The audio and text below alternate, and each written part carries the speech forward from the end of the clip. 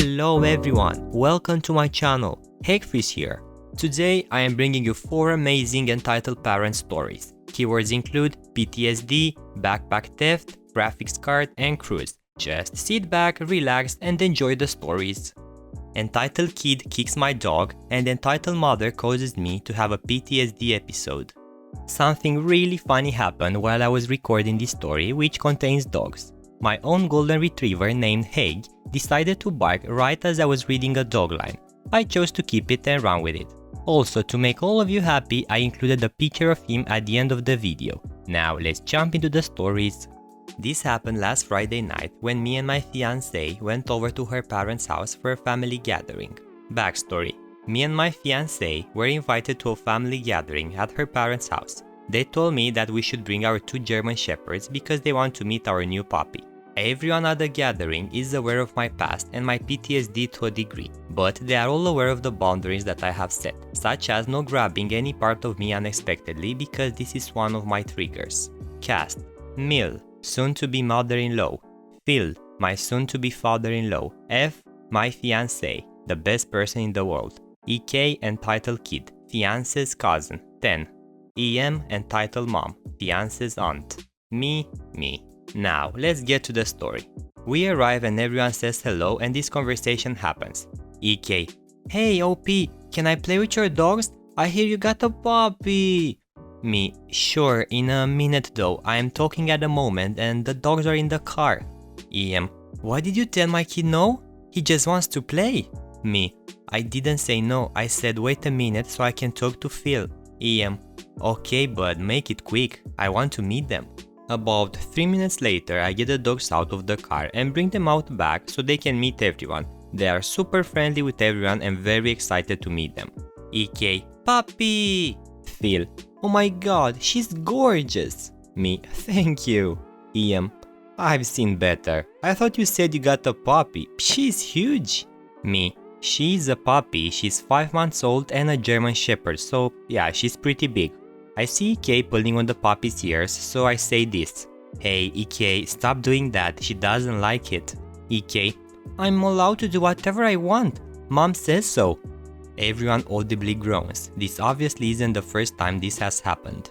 Me: Alright, well, it's my dog and I asked you to stop. F: Just stop EK. EK: Fine. Everyone goes inside to have a few beers while I stay outside to supervise EK and my dogs. I trust my dogs plenty, but EK hasn't exactly proved himself. I notice EK playing with the older one's paw and I tell him to stop as she doesn't like anyone touching her paws. EK: Your dogs don't like anything. Why do you even have them? Me: She just doesn't like that. You can play fetch if you want. EK: No, fetch is boring. Her paws are soft and I want to play with them.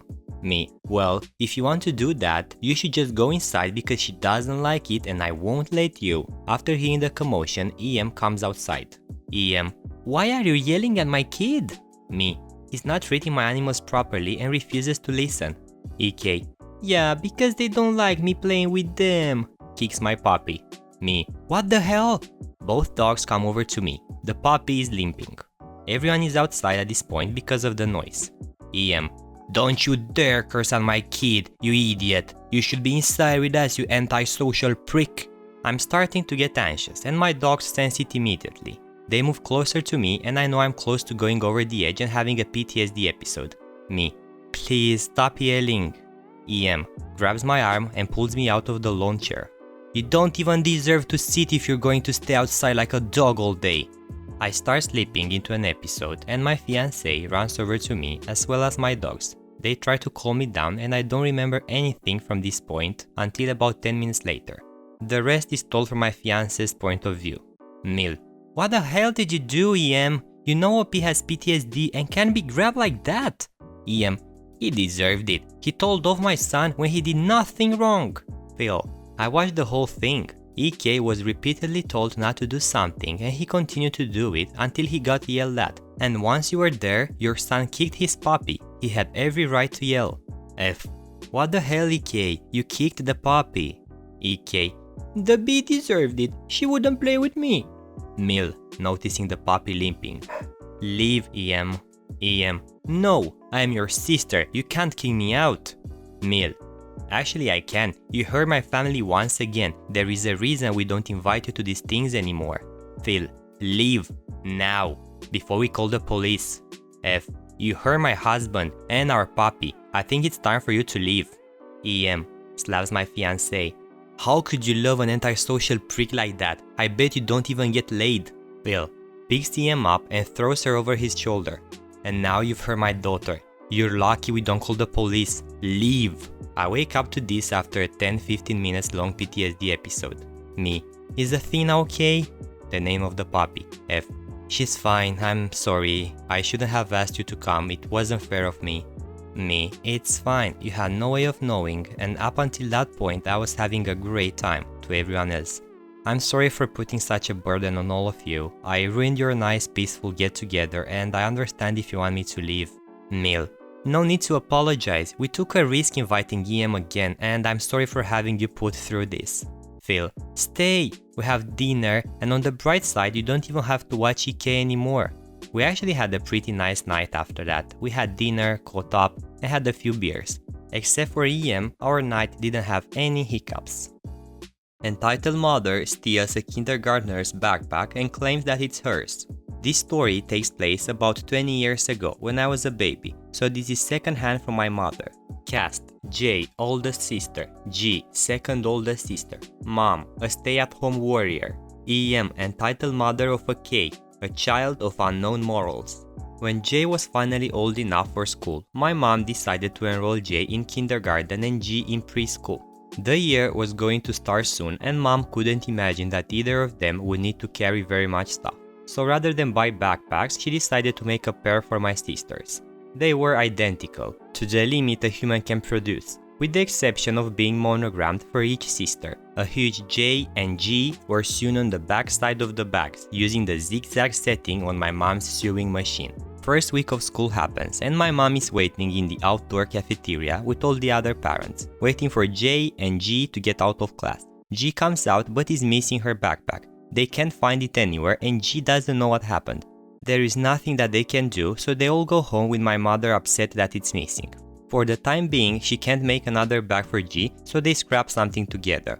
Fast forward a day or so in the future. Mom and J are waiting for G again. Mom is sitting at the lunch table far away from another mother, EM, who is waiting with a stroller for her own kid. The kids get out and my mom notices that the woman's child, K, has a backpack strikingly similar to J's. K leaves the bag by the stroller and EM and K leave the stroller to do something. Mom stands up and marches over to the stroller and confirms that this is J's bag. She turns it around to the monogram and the threads have all been cut and pulled out. My mom is furious because this is not a case of K unknowingly taking the bag and EM not being observant. EM knowingly removed the threads from the backpack and knowingly stole it from another child. Mom unzips the bag, dumps everything out of it and into the stroller with an aggressive shake and marches back to join J again. In between J finding my mom, EM and K return to the stroller and discover the mess. EM scans around and locates the backpack with mom. She comes up to her and demands that she return K's bag. Mom challenges her, correcting that it belongs to G. EM realizes that she's been caught and, to preserve her dignity without having to apologize, scolds and returns to the stroller with K and she leaves my mom alone, like a rational person. No. She doubles down.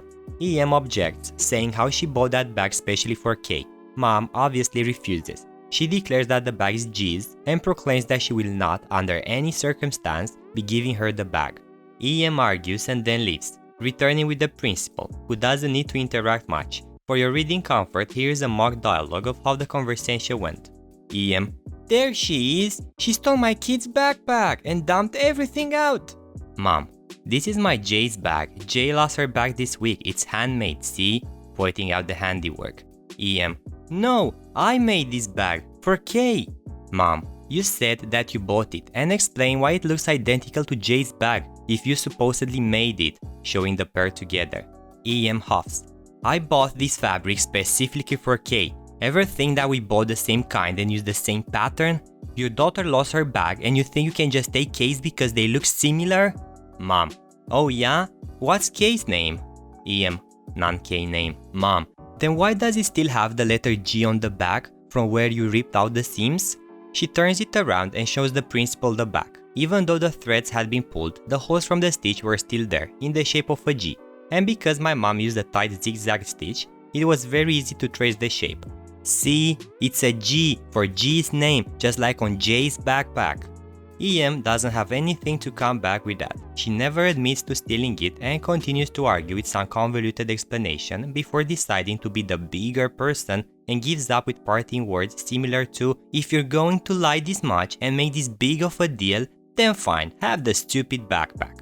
My sister got her bag back and never had any more trouble. My siblings also gained an insane level of faith in my mother that if anything was ever wrong, mom was going to make it right.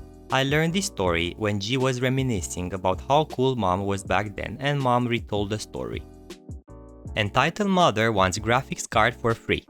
Backstory. My friend wants to buy my old GPU graphics card because I bought a new one and because where I am from graphics cards are painfully expensive. I thought I would sell him the old one for 80% off. He said sure, thanks, blah blah blah. He tells me to come install it, I say sure, and here is where the story starts. EM, my friend's entitled mother. F, friend. Me, some dumb F. Me, finished installing the GPU and it's working. Here we go. Seems all good. Give me a call if something goes to crap and I'll give you back the money. F, thanks. EM enters F's room. Why are you giving him money, F? F, I bought it from him, a graphics card that he doesn't use. He made a big no-no by saying I don't use it. EM, well, if he doesn't use it, then why doesn't he give it for free? Me, well, it's already 80% off the original price. EM, I don't care, if you don't use it, give it to us for free, he needs it. F, Mom, stop, I bought it already. EM, very mad, be quiet F, now, give back the money you took from F. F got pissed and gave me an escort out of the house. Sorry for my mom, she can be annoying sometimes. Me, it's all good, I was just a bit shocked. She later called my mom, where she got a number I have no clue, demanding the money back. But I already explained to her the situation, so she just hung up. Entitled parent takes a group's reserved seating on a cruise. Context. So, on a cruise, you get your room key card, called a sign, and a sail card that is your room key and has your dining time and dining room stated on it. There are also two different rooms for dining on our ship. The Crazy Grass and the Raccoon dining rooms, not real names. There are also two dining times, 6 and 8:15. This will be important later. So, now the story begins. We were dining at the Raccoon at 6 at table 315. At 6:05, the entitled parents and their kids show up. Here are the names. ED, entitled dad. AW, annoyed waiter. GFWDST, great family with dining spot taken. CD, cruise director. I am not in the story, just a bystander. ED, come on kids, let's go to our table. Get settled at the table. AW, can I see your sign and sale card to make sure you are at the right table? ED, okay, give sign and sale card. AW, sorry, you have the 8:15 dining time at the Crazy Grass at table 315. ED, nobody else is here, and it is first come first served, right? EW, no, another family sitting there this cruise. At that time, GFWDST shows up. GFWDST, excuse me ED, this is our table. ED, we were here first, so this is now our table. AW, ED, if you do not give the table to the GFWDST who reserved it, I will have to get the CD to escort you off the ship. ED, then get him. AW, okay, be back in a few minutes, goes to get CD. AW, back about 5 minutes later. Here is the CD, this is your last chance. Will you leave to let GFWDST have the reserved dining time? ED, no. CD, come with me ED. ED, what? CD, you will be escorted off the boat at Catalina Island with all your stuff. GFWDST, well, that was crazy. AW, sorry about that, we'll make sure nobody sees them again. The GFWDST was a great family and ED and his family got what they deserved. So guys, as promised, the picture of my golden retriever Heg is the most loving dog ever. I hope you like him. If you have any questions, make sure to leave them in the comment section below. Also, make sure to like the video if you have enjoyed the stories and subscribe. I will be back tomorrow with a new video. Stay tuned.